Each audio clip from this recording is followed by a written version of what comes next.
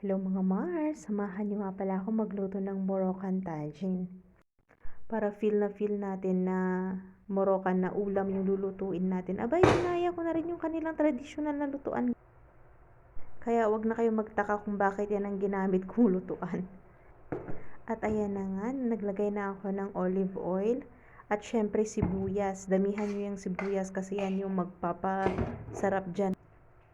Pero nakadepende pa rin sa inyo guys kung gusto nyong damihan yung sibuyas o hindi. Basta ako gusto ko sa ganitong luto, gusto ko maraming sibuyas. At syempre, ayan, naglagay na nga ako ng bawang dyan. Sili green. Hiniwa-hiwa ko lang yan ng maliliit guys. At syempre, naglagay na rin ako ng parsley. So, depende na rin sa inyo kung gusto nyo ng parsley or coriander leaves. Basta ako ang ginamit ko parsley guys. At syempre, yung ating mga spices, huwag niyong kalimutan.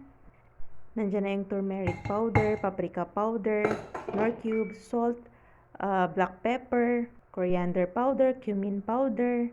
At saka naghiwa nga pala ako dyan ng lemon guys. So, tinanggal ko nga pala yung balat ng lemon. Pero huwag niyo itatapon guys, kasi kakailanganin natin yan mamaya. So, nilagay ko na yung lemon. So, sinunod ko na rin yung ating manok.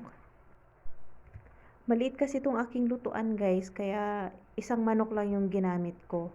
So kapag may malaki kayong lutuan na kagaya niyan, pwede rin dalawa, tatlo, depende na sa inyo. At ayan na nga guys, nimekos-mekos ko na yan. So grabe ang bango niya guys. Ang bango, promise, walang biro yan.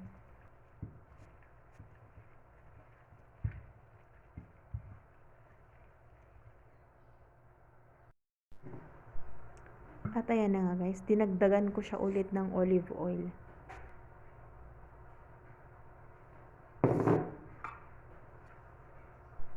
At kung familiar nga pala kayo sa saffron guys, so maglalagay din tayo ng saffron.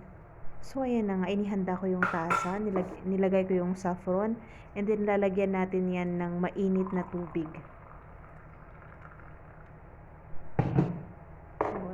Shake mo saglit bago natin yan ihalo sa ating manok guys. Yung saffron, napakasarap niyan sa pagkain, kahit anong pagkain, kahit anong ulam, mapakanin man yan, ang bango talaga niyan. At ayan na nga guys, tinapan ko na yan dahil lulutuin na natin yan.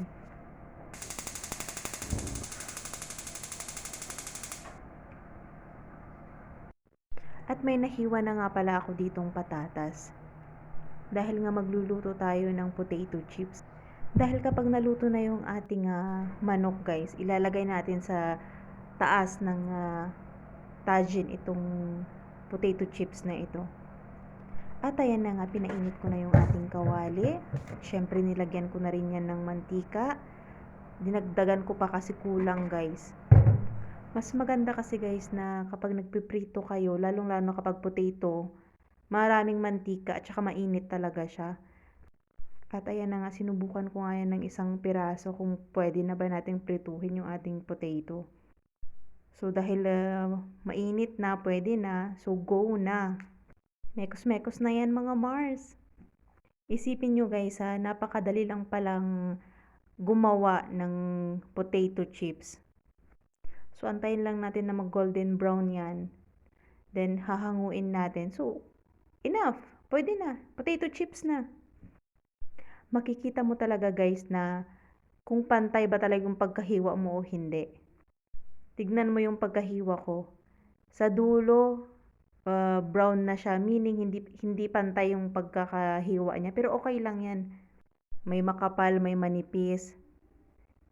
Pero okay lang yan as long as crispy yung ating potato. All goods na yan mga Mars. So ayan na nga, luto na ang ating potato chips. So hahanguin na natin yan guys.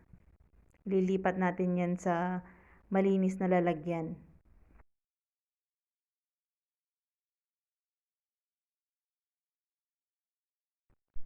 Syempre binisita ko na nga rin. Tinignan ko na yung ating Moroccan tagine kung luto na ba o hindi.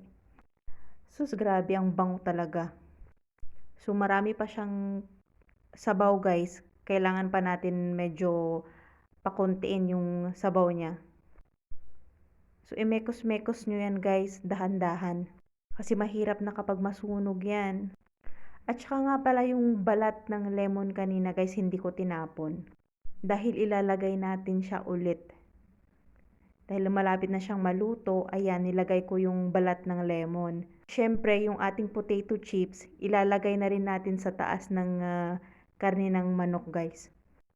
At kung nailagay nyo na yung potato chips guys, abay syempre, pwedeng pwede na yan, takpan nyo na yan at iserve na.